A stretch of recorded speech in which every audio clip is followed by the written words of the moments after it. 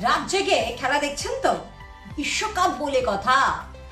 সকালে অফিস থাকলেও অনেকেই অফিসকে কিছুটা হলেও ভুলে বিশ্বকাপের মজা নিচ্ছেন। আর এবার জানেন তো, বিশ্বকাপে একের পর এক চমক, এর আগেও জানিয়েছি। তাই আজকে ভাবলাম, যখন এই বিশ্বকাপের উন্মাদনা রয়েছে, এই আবহে আপনাদের সঙ্গে আরো একটা তথ্য শেয়ার করি। কুরাসাওয়ে জনসংখ্যার বিচারে একেবারে ছোট্ট এই দেশ, মাত্র 1.5 লাখ মানুষ বসবাস করে এই দেশে, ভাবতে পারছেন? এবং বিশ্বকাপে এর আগে এত কম জনসংখ্যার কোনো দেশ অংশ নেয়নি, এবার প্রথম। আর দ্বিতীয় যে দেশের কথা বলতে হয়, সেই দেশের নাম হচ্ছে কেপ ভার্দে। আফ্রিকা পশ্চিম উপকূলের দ্বীপরাষ্ট্রে মাত্র 5.5 লাখ মানুষের বসবাস এই কেপ ভার্দেতে।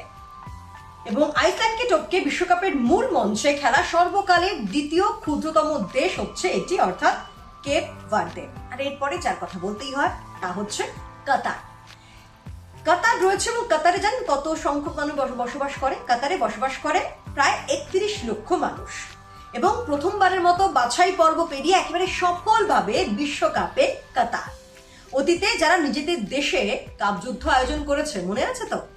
আর এরপর যার কথা বলতে হয় তা হচ্ছে বসনিয়া ও হার্জেগোভিনা। 2014 সালের পর এই প্রথম বিশ্বকাপ মঞ্চে প্রত্যাবর্তন হচ্ছে 31 লাখ মানুষের এই দেশে, অর্থাৎ 31 লক্ষ মানুষ বসবাস করে এই দেশে। ইতালির বুক ভেঙেই বিশ্বকাপে এন্ট্রি নিয়েছে এই দেশ। আর এরপরে আরেকটা দেশ আছে, তা হচ্ছে উরুগুয়ে। উরুগুয়েতে প্রায় 35 লক্ষ মানুষ বসবাস করে, এবং দুবারের ভুবনজয়ীরা এবার নামছে তৃতীয়বারের জন্য বিশ্বকাপে।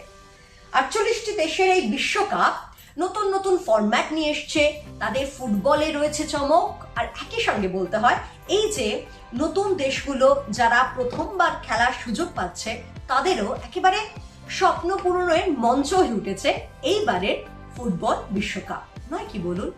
আর তাই ফুটবল বিশ্বকাপ নিয়ে নানান অজানা তথ্য জানতে আপনাদের নজর থাকুক জি 24 ঘন্টা ডিজিটালে।